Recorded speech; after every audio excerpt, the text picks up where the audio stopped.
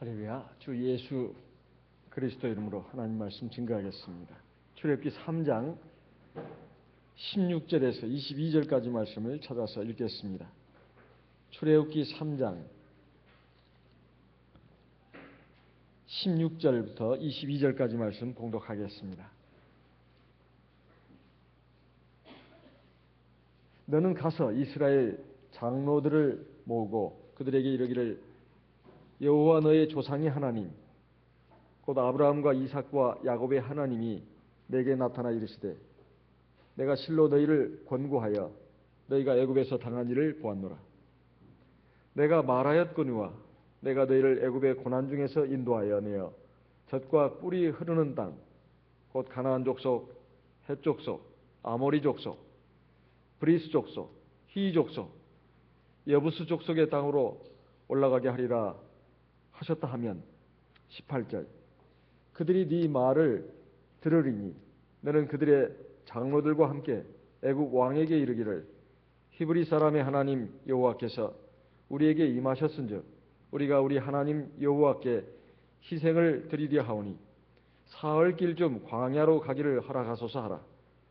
내가 아노니 강한 손으로 치기 전에는 애굽 왕이 너희의 가기를 허락지 아니하다가 20절 내가 내 손을 들어 애굽 중에 여러 가지 이적으로 그 나라를 친 후에야 그가 너희를 보내리라. 내가 애굽 사람으로 이 백성에게 은혜를 입히게 할지라 너희가 갈 때 빈손으로 가지 아니하리니 22절 같이 읽겠습니다. 여인마다 그 이웃 사람과 및 자기 집에 우거하는 자에게 은폐물과 금폐물과 의복을 구하여 너희 자녀를 꾸미라. 너희가 애굽 사람의 물품을 취하리라. 하나님께서 모세에게 이스라엘 백성들을 인도해서 출애굽시키고 그리고 가나안 땅으로 인도해 드려라 이렇게 지시를 하시면서 또 일어나게 될 일에 대해서 말씀을 하십니다. 그리고 또한 하나님께서 이스라엘 백성들에게 어떻게 해주겠다는 약속이 나와 있습니다. 여기에 말씀을 보게 되면 이런 좀 의문이 생깁니다. 아니 하나님께서 자기 백성들을 왜 이렇게 복잡한 과정을 거쳐서 이렇게 구원하셔야 되는가? 하나님 전지전능하신데 뭐 이렇게 많은 우여곡절을 거치고 이렇게 힘들게 해가지고 하나님도 힘드실 것 같아요. 제가 생각할 때 하나님도 복잡하시고 힘드시고 또 이스라엘 백성들 얼마나 답답하고 힘든 일이겠습니까? 그냥 이스라엘 백성들 그까짓 거 뭐 끌어내시겠냐 이 말이에요. 애굽 왕 바로쯤이야 그건 아무것도 아니죠. 하나님께서 그냥 단번에 요절을 내실 수도 있습니다. 이스라엘 백성들이야 뭐 하나님이 얼마든지 그냥 끌어오실 수도 있는데 왜 이렇게 굳이 많은 우여곡절을 거쳐가지고 이스라엘 백성을 이끌어내시냐 이 말이에요. 여기에 보시게 되면 너는 가서 이스라엘 장로들에게 말해라. 여호와 너희 조상의 하나님 곧 아브라함의 하나님, 이삭의 하나님, 야곱의 하나님이 내게 나타나서 이렇게 말씀하셨는데 내가 실로 너희를 권고하여 너희가 애굽에서 당한 일을 보았노라. 내가 말하였거니와 내가 너희를 애굽의 고난 중에서 인도해서 젖과 꿀이 흐르는 땅 가나안 땅으로 인도해 드릴 것이다. 그러면 이제 그들이 이스라엘 장로들이 네 말을 들을 것이다. 내가 너한테 지시한 말을 네가 이스라엘 장로들에게 말하면 그들이 네 말을 들을 거야. 그러면 그 이스라엘 장로들과 함께 애굽 왕 바로에게 가서 또 말을 전해라. 히브리 사람의 하나님 여호와께서 우리에게 나타나셔 가지고 2차 저차 말을 했습니다. 즉 우리가 우리 하나님 여호와께 희생 제사를 드리기 위해서 사흘 길 좀 광야로 나가야 되겠습니다. 그러니 허락하소서. 이렇게 말을 해라. 그러면 내가 안다. 19절에 나오는 말씀 그거 아니겠습니까? 내가 강한 손으로 그 애굽 나라를 치기 전에는 애굽 왕이 너희를 너희 이스라엘 백성들이 애굽에서 빠져나오는 것을 절대로 허락하지 않을 것이다. 그렇지만은 내가 내 손을 들어가지고 애굽 나라 여러 가지 이적으로 그 나라를 친 후에야 그가 너희를 내보낼 것이다. 이런 말씀입니다. 이런 말씀이에요. 이렇게까지 왜 하셔야 되냐 이 말입니다. 아니 이렇게까지 꼭 하셔야 할 이유가 있냐 이 말이에요. 그리고 이스라엘 백성들이 400년 동안이나 종살이 한 거 왜 하나님께서 그러시는가? 그리고 이런 우여곡절을 거쳐서 하나님께서 이스라엘 백성들을 이끌어내시냐 이 말이에요. 사실 하나님이 이런저런 고통, 실패, 어려움 겪지 않고 하나님의 백성들이 편안하게 하나님 나라를 향해서 가게만 할 수 있다면 이건 얼마나 좋은 일이겠습니까? 우리가 하나님 백성으로서 저 하나님 나라의 소망을 두고 살아간다고 하지만은 이 세상살이가 쉽지가 않습니다. 여러 가지 고통이 있다 이 말이에요. 개인적으로나 가정적으로나 혹은 세상에서 많은 어려움과 고통을 겪으면서 우리는 저 가나안을 향해서 가고 있다 이 말이에요. 그런데 하나님께서 이런 어려움과 고통을 주시는 이유가 있습니다. 그것은 바로 고난과 고통이 하나님의 백성들에게 주는 유익이 있기 때문에 그렇다는 거예요. 아마 지금까지 우리 성도님들과 저 믿음 생활 오랫동안 해오면서 주님의 종들을 통해서 전해주는 말씀을 듣는 가운데 이런 예화를 들어보셨을 겁니다. 애벌레를 키워가지고 이제 누에가 되고 누에고치가 되고 그리고 나비가 되는 그 과정을 한번 실험을 해봐야 되겠다 해가지고 어떤 여학생이 애벌레를 막 키웠습니다. 뽕잎도 주고 여러 가지 그 식물 재료를 주면서 이제 막 크게 했어요. 그랬더니 애벌레가 잘 자라가지고 이제 씨를 뿜어내면서 자기 몸을 둘러싸더라고요. 그래가지고 누에고치가 됐습니다.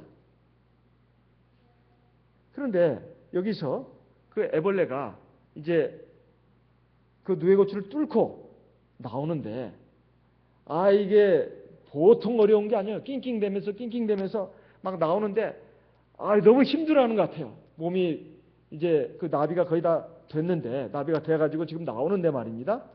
나오는데 너무 힘들게 막 고통스러워하고 힘겨워하는 모습을 보고 정말 더 애쓰는구나. 내가 좀 도와줘야 되겠다. 그래가지고 가위를 가져와가지고 누에고치 그 나오는 그 부분 있지 않습니까? 거기를 딱 잘라줬습니다. 그랬더니 진짜 쉽게 말입니다. 그 나비가 나오더래요. 낑낑대면서 막 나오긴 나왔습니다. 그런데 날개를 쫙 펴가지고 날아야 되는데 그냥 거기서 비틀비틀 그렇게 하다가 결국은 죽어버리더라는 거예요. 자, 이 학생이 뭘 잘못했을까요? 자기는 사랑으로 그 나비가 어떻게든지 이제 그 힘겨운 누에고치 탈출을 시도하는 것이 너무 안쓰러워가지고 도와준답시고 가위로 그 누에고치를 이렇게 그 겁질을 잘라줬습니다. 그래서 나오게 하기는 성공했는데 날지를 못한단 말입니다. 날지를 못하고 결국은 비틀비틀 이렇게 기어가다가 결국은 죽어버리더라 이 말이에요. 무슨 실수를 했냐 이 말이에요. 사실 그 누에고치를 뚫고 그 나방이 이제 나비가 나오는 데 있어서 그건 필연적인 것이었습니다. 그렇게 힘들게 나오는 것 같지만 그것은 필연적인 과정이다 이 말이에요. 그렇게 힘을 쓰고 용을 쓰는 가운데 그 날개에 힘이 들어가고 핏줄이 생긴다는 것입니다. 그래서 혈관이 다 뻗고 핏줄이 생기고 피가 돌면서 결국 힘을 얻어가지고 결국은 날개를 활짝 펴고 날을 수 있는 아름다운 나비가 된다는 거예요. 사실 이게 도와준 게 아닙니다. 그래서 결국 죽인 것이다 이 말이에요. 우리 인생도 마찬가지입니다. 우리 인생에 하나님 앞에서 온전한 하나님의 백성 자녀로 성장하고 완성이 돼가지고 저 하나님 나라에 들어가려면 사실 모든 일이 순조롭고 실패는 없고 고통도 없고 아픈 것도 없고 좌절이나 실망이나 절망은 전혀 없이 그냥 순조롭게 평안하게 또 성공을 거듭해가지고 간다면 이건 우리가 다 원하는 바입니다.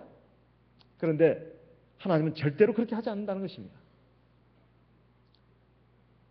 그러면 그건 하나님 백성을 위하는 길이 아니다 이 말이에요. 그래서 하나님께서는 하나님의 백성들에게 필연적으로 불세례를 주십니다. 우리가 하나님 나라에 들어가기 위해서 받아야 될 세례 3종이 있다고 했습니다. 3종 세트라고 했어요. 세례 3종 세트. 이게 뭐죠? 첫째, 물세례. 또 하나. 두 번째, 성령세례. 또 하나, 불세례입니다.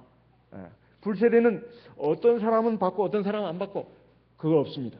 모두가 다 받아야 되는 세례다 이 말이에요. 마태복음 3장 말씀을 보겠습니다. 마태복음 3장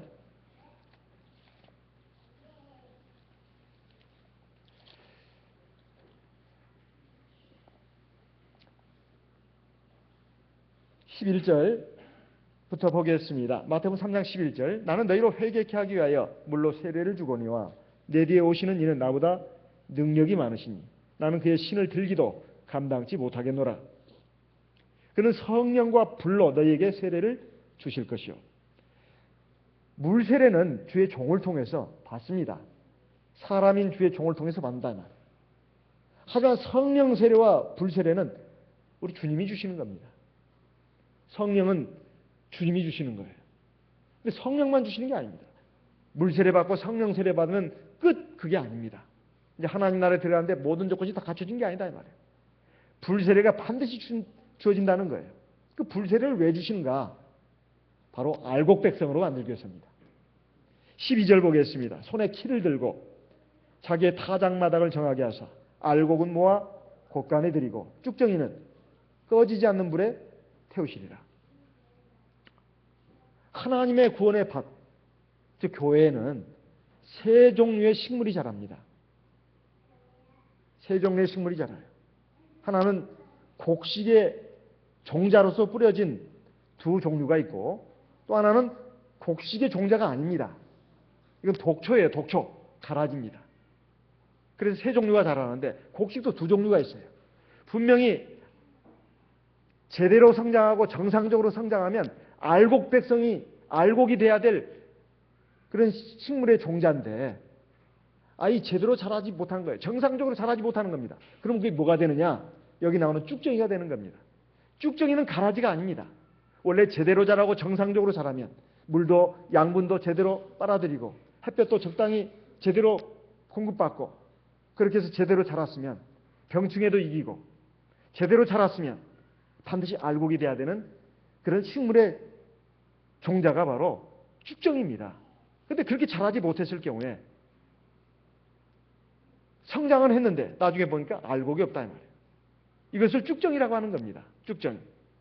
그런데 알곡은 모아서 곳간에 들이고 구원받는다는 뜻입니다. 쭉정이는 절대로 구원받지 못한다는 뜻이에요.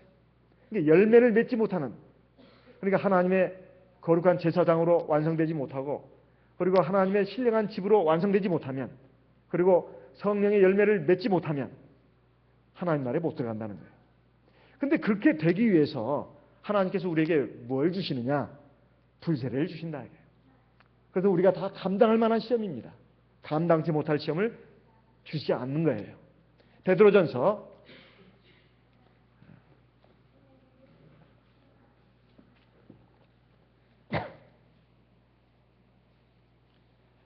4장 말씀을 보겠습니다. 베드로전서 4장 12절 13절 같이 읽어보겠습니다. 베드로전서 4장 12절 사랑하는 자들아 너희를 시련하려고는 불시험을 이상한 일 당하는 것 같이 이상히 여기지 말고 13절 오직 너희가 그리스도의 고난에 참여하는 것으로 즐거워하라. 여기까지. 그 다음에 19절 같이 읽어보겠습니다. 그러므로 하나님의 뜻대로 고난을 받는 자들은 또한 선을 행하는 가운데 그 영혼을 미쁘신 조물주께 부탁할지니라. 물론 우리가 죄가 있어서 허물이 있어서 고난을 받을 수 있습니다. 그렇지만은 죄와 허물과 상관없이라도 하나님은 우리에게 고난을 주신다 이 말이에요. 왜냐하면 사람은 완전한 존재가 아닙니다. 누구라도 완전한 존재가 아니에요. 하나님 나라에 들어갈 때까지 나는 완전하다, 완성됐다 그렇게 말할 수 있는 사람은 한 사람도 없습니다. 그럼 하나님이 하나님 나라에 불러들이기 전까지 아직 완성되지 못한 완성을 향해서 나가는 미완성의 존재로 있는 하나님의 백성들, 성도들에게 무슨 세례를 주시겠냐 이 말이에요. 불세례를 주신다는 거예요. 그 불세례가 내 안에 있는 잘못된 것을 태웁니다. 육체의 정욕이라든가 또 탐욕이라든가 그리고 비틀어진 거 이런 것들을 태운다 이 말이에요. 성령은 불로 상징을 하고 있는데 그 불이 하는 역할이 바로 정결하게 하는 것입니다. 이것은 일찍이 하나님께서 이사야 선지자를 통해서 예언하기도 했습니다. 이사야 4장 3절 4절 말씀을 보겠습니다. 이사야 4장 3절 4절 이사야 4장 3절 4절 말씀 시온에 남아있는 자 예루살렘에 머물러 있는 자 곧 예루살렘에 있어 생존한 자 중 농명된 모든 사람은 거룩하다 칭함을 얻으리니 4절 같이 읽어보겠습니다. 이는 주께서 그 심판하는 영과 소멸하는 영으로 시온의 딸들의 더러움을 씻으시며 예루살렘의 피를 그 중에서 청결케 하실 때가 됨이라. 여기에 보면 시온에 남아있는 자라고 했습니다. 시온은 하나님의 거룩한 성산을 가리키고 오늘날 참 교회를 상징합니다. 참 교회에 남아있는 사람, 그러니까 믿음을 붙들고 끝까지 지킨 사람, 그런 사람을 말하겠죠. 예루살렘에 머물러 있는 자 중 생존한 자 중 농명된 모든 사람은 거룩하다 칭함을 받을 것인데 그 이유를 말해주고 있습니다. 이는 그 남아있는 사람이 어떤 사람들인가? 주께서 그 심판하는 영과 소멸하는 영으로 시온의 딸들의 더러움을 씻으시며 심판하는 영, 소멸하는 영은 성령입니다. 하나님이 성령으로 성령의 불길로 하나님의 택하신 백성들의 더러움을 태우시고 정결케 하신다는 거예요. 그래서 하나님의 온전한 백성으로 만들어 가신다는 것입니다. 그래서 우리 하나님의 백성들이 이 세상 죄악 백성으로 살지 않고 하나님의 거룩한 백성으로 부르심을 받아서 하나님의 자녀로 인침을 받은 후에 우리가 하나님의 나라를 향해서 가는 데 있어서 하나님이 우리에게 여러 가지 불세례를 주신다 이런 말씀이에요. 그것은 우리를 멸망시키기 위해서가 아닙니다. 나를 정금처럼 나오기 위해서다 이런 말이에요. 그래서 그것을 일컬어서 믿음의 시련이라고도 말합니다. 베드로전서 1장 말씀을 보겠습니다. 베드로전서 1장 베드로전서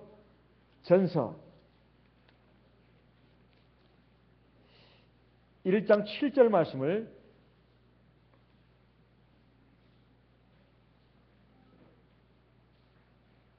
6절, 7절 같이 읽어보겠습니다. 베드로전서 1장 6절, 7절 같이 읽겠습니다. 그러므로 너희가 이에 여러 가지 시험을 인하여 잠깐 근심하게 되지 않을 수 없었으나 오히려 크게 기뻐하도다. 7절 너희 믿음의 시련이 불로 연단하여도 없어질 금보다 더 귀하여 예수 그리스도에 나타나실 때에 칭찬과 영광과 존귀를 얻게 하려 합니다. 여기 보게 되면 우리가 세상에 살면서 여러 가지 안 좋은 일 만나고 괴로운 일을 만나고 힘든 일을 만나고 또 일이 잘 안 풀려서 실패의 늪에 빠지고 좌절하고 절망하는 그런 순간들이 있습니다.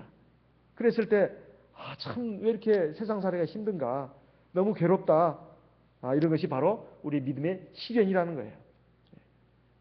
그 믿음의 시련이 불로 연단하는 시험입니다. 불로 연단하는 시험이에요. 연단이라는 말은 철이나 귀금속 만들 때 불순물을 제거하는 그런 용어로 쓰는 말입니다. 불로 연단한다는 말이에요. 우리 불순물이 많이 섞여 있다 이 말이에요. 나는 아무리 아니라 해도 내가 생각에는 없는 것 같아도 다 있다 이 말입니다. 그것을 없애가지고 없어질 금보다 더 귀한 그러한 믿음으로 또 하나님의 백성으로 만들어 주신다는 거예요. 그래가지고 결국 우리에게 주시는 것이 주님 나타나실 때 재림하실 때 칭찬과 영광과 존귀를 얻게 하기 위해서다. 이렇게 말씀하고 있습니다. 그래서 하나님께서 이스라엘 백성들을 애굽에서 이끌어내시는 것이 바로 그런 것입니다. 바로 그런 뜻으로 지금 이러한 과정을 거치는 것인데 특히 17절에 출애굽기 3장 17절에 보면 내가 말하였거니와 내가 너희를 애굽의 고난 중에서 인도하여 내어 적과 꼴이 흐르는 땅 그랬습니다. 그 땅으로 인도해 갈 것이다. 내게 말했다는 것은 일찍이 믿음의 조상 아브라함과 이삭과 야곱에게 말씀을 했다는 것입니다. 내가 가나안 땅을 네 자손들에게 줄 것이다. 이거 일찍이 주님께서 말씀하셨다는 거예요. 주님은 아무리 오래전에 말씀한 것도 다 기억을 하고 그것을 그대로 실행하시는 분입니다. 그래서 신실하신 하나님이라고 합니다. 주님은 시건치 않으시는 하나님이시다 이거예요. 그런데 400여 년 전에 하나님께서 창세기 15장에 보면 13절 이하에 아브라함에게 약속을 하십니다. 네 자손이 이방에서 객이 되어 그들을 섬기게 될 것인데 그들은 네 자손들을 괴롭게 할 것이다. 하지만 내가 그들이 섬기는 그 나라, 그 이방 나라를 갖다가 징치할 것이다. 그러면 네 자손들이 거기에서 큰 재물을 얻고 다시 이 땅으로 돌아오게 될 것이다. 이거 이미 400여 년 전에 하나님께서 아브라함에게 말씀하신 내용입니다. 내가 너희를 애굽의 고난 중에서 인도해서 내 가지고 이 가나안 땅으로 인도해 드린다는 것은 이미 내가 말한 내용이다. 그런데 그 가나안 땅이 말입니다. 젖과 꿀이 흐르는 땅이라고 했습니다. 젖과 꿀이 흐르는 땅인데 가나안 족속, 헷 족속, 히브리 족속 해가지고 지금 6 가나안에 거주하는 이방 족속들 6 족속을 지금 이름을 들고 있습니다. 그들의 땅으로 올라가게 하리라. 뭐 그냥 텅텅 비어있는 젖과 꿀이 흐르는 땅이 아니라 이미 강대한 족속들이 자리 잡고 털을 잡고 오랫동안 살아온 그 땅으로 불러들일 것이다. 이렇게 지금 말씀하고 있다. 이런 말씀입니다. 근데 여기에 말씀이 지금 그 땅으로 인도하는 데 있어서 이제 아직 가기도 전에 이제 하나님께서 네가 이스라엘 장로들과 함께 이제 이스라엘 장로들에게 해야 될 말, 그 말을 지금 이제 얘기를 하고 있는데요. 18절에 보면 그 이스라엘의 장로들이 네 말을 들을 것이다. 하나님이 지금 다 아시는 겁니다. 지금 장래에 일어날 일인데 그걸 다 아신다 이 말이에요. 너는 그 이스라엘 장로들과 함께 애굽 왕에게 가서 이렇게 말해라. 우리가 섬기는 하나님이 우리에게 지시를 내렸는데 우리는 그 지시를 따라서 사흘 길 좀 광야로 가가지고 제사를 드리려고 합니다. 그러면 19절에 나옵니다. 내가 안다. 내가 아노니 그 바로가 애굽 왕 바로가 절대로 너희들 가는 것을 허락지 않을 것이다. 하지만 내가 손을 들어가지고 그 나라를 칠 때 비로소 그가 할 수 없이 내보낼 것이다. 이게 좀 앞으로 일어날 일 아니겠습니까? 이걸 보게 된다면 하나님은 정말 전지전능하신 하나님이다. 이런 걸 알 수가 있어요. 앞으로 뭔 일이 일어날지를 쭉 지금 알고 주님께서 지금 또 당신이 하실 일도 지금 얘기하고 있습니다. 그래가지고 지금 소개를 하고 있는 거예요. 첫째는 하나님께서 이스라엘 백성들이 지금까지 당한 모든 고통을 보았다. 사실 성경에서 보았다 이 말, 하나님 보았다 이 말은 우리 눈으로 본다 이것만 있는 게 아닙니다. 이건 안다는 뜻이에요. 영어에도 I see 그러면 본다는 말만 있는 게 아닙니다. 안다는 말이 있어요. 보아서 안다는 뜻입니다. 내가 보아서 안다. 그냥 단순히 보는 게 아닙니다. 그냥 제3자의 입장에서 객관적으로 본다 그런 뜻이 아니고 보아서 안다는 뜻이다. 이게 말씀. 또 하나님이 공의로운 심판주로서 객관적으로 보는 것도 있습니다. 하나님의 백성들이 어떻게 하는가, 또 악인들이 어떻게 하는가 다 사사시 보는 겁니다. 나중에 심판을 위해서 아주 정확하게 보신다 이 말이에요. 여기서 하나님이 본다는 것은 아신다는 뜻입니다. 내가 보아서 다 알고 있다. 그렇지만 하나님의 백성들이 그렇게 고통을 당하는 것을 왜 내버려뒀는지는 지금까지 우리가 말씀한 바와 같습니다. 그래야 하나님께 소망을 두고 하나님이 약속하신 그 나라를 바라보게 된다 하는 것입니다. 그런데 여기서 보게 되면 이제 이 이스라엘 백성들이 그 장로들이 결국은 이 모세의 말을 들을 것이다. 근데 애굽 왕은 그 말을 안 들을 것이다. 그리고 안 놔주려고 할 것이다. 하지만 내가 그들을 여러 가지 이적으로 그들을 칠 것이다. 그러면 놓아줄 것이다. 그리고 애굽 사람들은 여러 가지 많은 재물을 줄 것이다. 너희 백성들이 이웃 사람 그리고 자기 집에 우거하는 자에게 음패물, 금패물, 의복을 결국 구해가지고 그걸 가지고 나올 것이다. 이것은 아브라함에게 일찍이 말씀하신 내용입니다. 이런 것을 갖다가 왜 하나님께서 모세를 통해서 이스라엘 장로들에게 또 이스라엘 장로들을 통해서 이스라엘 백성들에게 지금 말하는 것일까요? 이렇게 말하는 이유가 뭐겠습니까?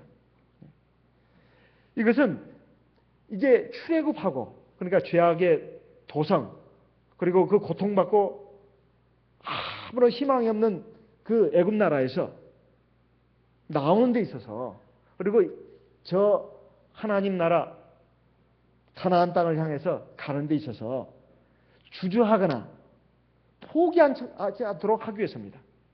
주저하거나 포기하지 않도록. 지금 하나님께서 그냥 딱 붙잡아가지고 여기서 잡아서 그냥 가나안 땅으로 옮기는 그런 간단한 일 같으면 이런 말씀을 할 필요가 없습니다. 우리가 하나님 나라에 들어가는 데 있어서 그냥 모든 것이 평탄대로고 순조롭고 아무런 고통도 없고 절망도 없고 어려움도 없다고 할 것 같으면 슬픔과 좌절도 없다고 할 것 같으면 불안함도 없다고 할 것 같으면 이런 말씀을 하실 이유가 없습니다. 어려움이 있고 고통이 있고 슬픔이 있고 괴로움이 있고 낭망이 있기 때문에 그런 것들을 다 이겨낼 수 있도록 하기 위해서 하나님의 미래의 말씀을 하시는 겁니다. 그리고 하나님 나라에 하나님의 그 약속하신 그 가나안 땅에 가는 것을 포기하지 않도록 좌절하거나 포기하지 않도록 하나님이 미리 말씀하신 것이다 이 말이에요. 두 번째로는 일의 시종을 그리고 그 과정을 쭉 얘기를 해줌으로써 하나님만을 의지하기 위해서입니다. 하나님만을 바라보고 의지해라. 그리고 각자에게 주어진 소임, 자기 삶의 본분 이것을 신실하게 다하도록 하기 위해서입니다.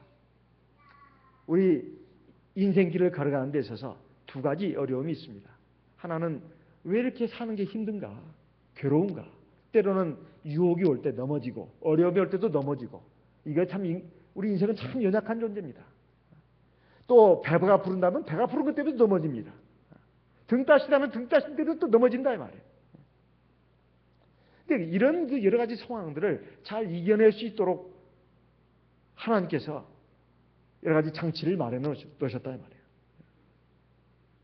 그리고 두 번째는 내가 어떤 상황에서도 내가 하나님 앞에서 내가 받은 삶의 본분, 내 사명을 다해야 되겠다. 이것을 위해서 하나님께서 모세를 통해서 이스라엘 장로들에게 또 이스라엘 장로들에서 통해서 이스라엘 백성들에게 알려주시는 것입니다. 오늘 저와 여러분도 마찬가지입니다. 우리가 하나님 나라에 들어가는 데 있어서 어려움이 없을 수가 없습니다. 인생살이가 그렇게 간단치가 않습니다. 여러 가지 많은 괴로움이 있고 낭패가 있고 절망이 있고 슬픔이 있고 한숨과 눈물이 있다 이 말이에요. 이런 것들을 우리가 하나님을 믿고 하나님의 약속이 담긴 말씀을 믿고 거기에 순종해가지고 나가는 것이 우리에겐 절대적으로 필요하다. 이런 말씀입니다. 어떤 순간에도 하나님 믿고 의지해야 된다. 요한복음 16장 31절로 33절 말씀을 보겠습니다. 요한복음 16장 31절에서 33절 말씀을 읽어보겠습니다. 예수께서 대답하시되 이제는 너희가 믿느냐? 보라 너희가 다 각각 제 곳으로 흩어지고 나를 혼자 둘 때가 오나니 벌써 왔도다. 그러나 내가 혼자 있는 것이 아니라 아버지께서 나와 함께 계시느니라. 33절 같이 읽어보겠습니다. 이것을 너희에게 이름은 너희로 내 안에서 평안을 누리게 하려 함이라. 세상에서는 너희가 환난을 당하나 담대하라. 내가 세상을 이겼노라 하십니다. 이 말씀을 왜 하셨는가? 예수님께서 지금 성령, 보혜사 성령을 너희에게 줘가지고 너희를 고아처럼 버려두지 않고 세상 끝날까지 너와 함께하게 하겠다. 그리고 나는 죄인들의 손에 붙들려가지고 결국 십자가에서 죽고 그렇게 할 것이다. 그러지만 3일 만에 살아날 것이다. 그걸 쭉 말씀을 하신 겁니다. 그러면서 이제는 너희가 믿느냐? 이렇게 말씀하신 거예요. 이제는 너희가 믿느냐? 그러면서 32절에 보라. 이렇게 아주 중요한 말씀을 하십니다. 너희가 다 각각 제 곳으로 흩어질 것이다. 나를 혼자 둘 때가 오나니 벌써 왔도다. 예수님 말씀대로 됐거든요. 가룟 유다가 속도들을 데리고 로마 군병들을 데리고 또 이렇게 오지 않았습니까? 그랬을 때 속도를 데리고 와가지고 그랬을 때 다 뿔뿔이 도망갔잖아요. 너희들 다 도망갈 것이다. 이거 주님이 벌써 다 아시고 미리 말하는 것입니다. 그렇지만 내가 혼자 있는 것이 아니다. 아버지께서 나와 함께 계시느니라. 이거 참 중요한 말씀입니다. 우리가 객관적으로 볼 때 예수님이 이제 12제자들이 다 흩어져 갔을 때 예수는 실패자다. 딱 그렇게 알기 쉽습니다. 그렇게 사랑하고 그렇게 아끼고 하나님의 말씀으로 친히 가르치고 하나님의 놀라운 권능으로 바로 그분이 하나님인 것을 증거하셨건만 세상에 믿을 사람 하나도 없다고 어떻게 이럴 수가 있나 싶을 정도로 다른 유다는 말할 것도 없거니와 나머지 11제자들도 걸음하다 살려라 하면서 다 냅댔다 이 말이에요. 누가 봐도 예수는 실패자입니다. 그런데 이걸 인간적으로 예수님이 생각하지 않았습니다. 내가 혼자 있는 것이 아니다. 아버지께서 나와 함께 계신다. 이렇게 말씀했습니다. 이건 누구를 위한 말씀이냐? 바로 우리를 위한 말씀이고 제자를 위한 말씀입니다. 이건 앞으로 곧 일어날 일을 지금 얘기해 주는 것입니다. 그래가지고 너희들은 나 주 예수가 참 하나님 걸 믿어라. 너희 구주인 걸 믿어라. 이것이 첫째 이유고요. 목적이고 두 번째 이유는 너희들도 이 고달프고 어려운 인생살이를 살아가면서 너무나 많은 고통과 좌절과 절망 때문에 갑자기 외로움을 느낄 때가 있습니다. 나는 혼자다. 너무 외로워. 힘들어. 그랬을 때 내가 너희에게 이 말이 생각나도록 하기 위해서다. 33절 보면 이것을 너희에게 이르면 너희로 내 안에서 평안을 누리게 하려 함이라. 왜 평안을 누리냐 이 말이에요. 어떤 평안이? 세상을 살아가면서 여러 가지 고통, 환난, 절망, 슬픔, 한탄, 눈물이 있을 때 나는 하나님이 나를 버리셨나 보다. 나 이 세상살이 너무 힘들어서 못 살겠어. 그렇게 하고 신앙의 길에서 낙오되거나 좌절해서 넘어지거나 그렇게 하지 마라 이는 말입니다. 세상에서 너희가 환난을 당하나 필연적이라는 거죠. 담대하라. 마음을 강하게 하라는 거예요. 내가 세상을 이겼노라. 주님께서 세상을 이겼다는 이 의미가 뭐겠습니까? 우리가 인생의 길을 걸어가는 데 있어서 신앙의 길을 걸어가는 데 있어서 우리의 믿음을 실족시키고 우리의 마음을 무너지게 하는 일들이 한두 가지가 아니라 여러 가지 일어난다는 거예요. 그랬을 때 그 주변 환경을 보고 상황을 보고 낙담하거나 좌절하지 말라는 뜻입니다. 신앙에서 실족하지 말라는 뜻이에요. 너희가 세상에서 환난을 당하나 담대해라. 믿음을 굳게 지켜라. 마음을 믿음으로 하나님 말씀으로 마음을 단단하게 가져라. 내가 세상을 이겼다. 하나님이 나와 함께 하시고 나를 이끌어 주신다는 것을 절대로 의심하지 말라는 뜻입니다. 우리가 하나님께서 나와 함께 하심을 믿고 하나님을 의지하고 나가야 되는 이유가 바로 그것입니다. 하나님의 말씀을 믿고 하나님의 말씀에 담기는 약속을 믿고 의지해서 나가야 되는 이유가 거기 있다 이 말이에요. 하나님은 절대로 시건치 않으신 분이다 이거예요. 민수기 23장 19절 말씀을 보겠습니다. 민수기 23장 민수기 23장 19절 말씀 같이 읽어보겠습니다. 민수기 23장 19절 같이 읽겠습니다. 하나님은 인생이 아니시니 시건치 않으시고 인자가 아니시니 후회가 없으시도다. 어찌 그 말씀하신 말을 행치 않으시며 하신 말씀을 실행치 않으시랴. 자, 21절 읽어보겠습니다. 여호와는 야곱의 허물을 보지 아니하시며 이스라엘의 패역을 보지 아니하시는도다. 여호와 그의 하나님이 그와 함께 계시니 왕이 부르는 소리가 그 중에 있도다.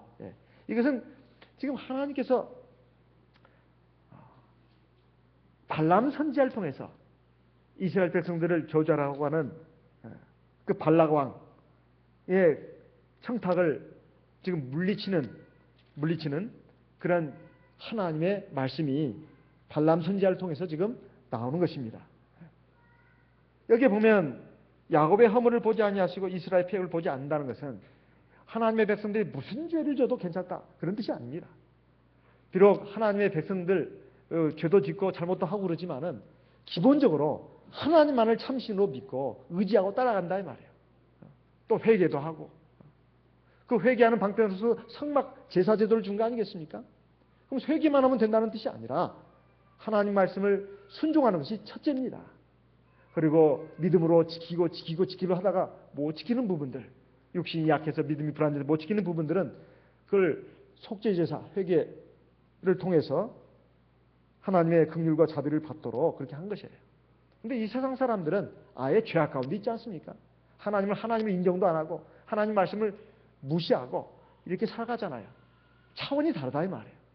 그래서 우리 하나님의 백성들은 하나님께 참 감사해야 합니다.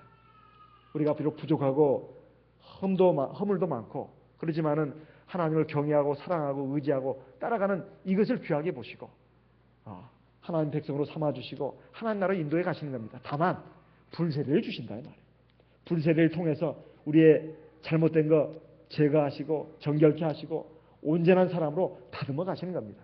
근데 이거 불세례 자꾸 싫다고 이건 나는 정말 감당치 못하겠다고 하나님 나를 버린 거 아니냐고 자꾸 이런 식으로 생각하고 나간다면 이것은 하나님을 믿지 않는 것이고 하나님의 신실하심을 믿지 않는 것입니다. 이건 불신앙이에요. 이것도 불신앙입니다. 불신앙이라는 것이 세상 사람들의 그 불신앙만 불신앙이 아니라 하나님의 신실하심을 믿지 않는 것, 하나님의 사랑을 믿지 않는 것, 하나님의 온전한 섭리를 믿지 않는 것, 그 인도를 믿지 않는 것, 이것도 불신앙입니다. 그러니까 원망이 나오는 거예요. 원망도 죄입니다. 고린도전서 10장에 보면 이스라엘 백성 죄가 4가지가 나오는데 첫째 우상숭배, 또 하나 간음, 또 하나 원망, 또 하나 주를 시험하는 것. 거기 원망도 있어요. 원망이라는 것이 꼭 무슨 하나님을 향해서 원망하는 것만 원망입니까? 입에서 늘 불평이 나고 짜증이 나고 내가 왜 내 인생은 이 모양이냐고 이렇게 한탄하는 것도 원망 아니겠어요? 항상 기뻐하라고 있고 범사에 감사하라고 했는데 이거 하나님의 명령인데 그게 하나님 뜻이라고 했는데 우리 기뻐하지도 않고 감사하지도 않습니다. 왜? 우리 소망이 저 하나님 나라에 있는 것이 아니고 사실은 이 세상에 있으니까. 말로는 하나님 나라라고 하면서 사실은 이 세상에 있으니까 기뻐할 수 없는 거죠. 감사할 수 없는 겁니다. 우리가 이런 부분에 있어서 하나님께서 왜 이렇게 다 보여주시는가 그리고 또 알려주시는가 이건 우리의 거울입니다. 우리의 거울이에요. 주님께서 말씀하셨습니다. 내가 세상 끝날까지 너희와 항상 함께 있을 것이다. 너희가 어디로 가든지 내가 너와 함께 할 것이다. 그렇다면 내가 초원길을 가든 가시밭길을 가든 또 평탄대로를 가든 사망의 음침한 골짜기를 가든 주님께서 나와 함께 하신다는 걸 믿고 의지하고 마음에 든든한 마음을 가지고 내가 해야 될 일은 하나님을 경외해서 하나님 말씀에 순종하는 겁니다. 하나님 말씀을 붙들고 나가는 거예요. 그게 내가 해야 할 일입니다. 그러면 하나님이 나에게 감당치 못할 시험을 절대로 주지 않습니다. 때로는 아픔도 주고 슬픔도 주고 실패도 겪게 하지만 그건 다 나를 깨우치기 위한 것입니다. 나에게 더 좋은 선물을 주기 위해서 그렇게 하시는 거예요. 조금만 지나면 좋은 선물이 기다리고 있는데 그걸 모르고 말해요. 하나님 원망하고 좌절하고 슬퍼하고 스스로 이렇게 무너진다면 이건 하나님을 슬프게 하는 것이고 하나님을 진노하게 하는 겁니다. 우리가 그러한 이스라엘 백성들의 전체를 밟지 않도록 그것이 우리의 경계의 거울이 되고 반면교사가 되어야 되겠습니다. 오늘 주신 말씀 우리가 마음에 새기면서 우리 기도하겠습니다. 하나님은 세상 끝날까지 우리와 함께 하시고 이스라엘 백성들을 함께 하시고 인도하신 것처럼 오늘 영적인 이스라엘 백성들 우리들도 함께 하시고 인도하고 계십니다. 이것을 믿고 의지하고 하나님 믿고 의지하고 나가는 저희들 되고 하나님 말씀 그것을 꼭 붙들고 의지하고 순종해서 나가는 저희들 되시기를 바랍니다. 우리 다 같이 기도하겠습니다. 나와 내 가정을 위해서 우리 교회를 위해서 같이 기도하도록 하겠습니다.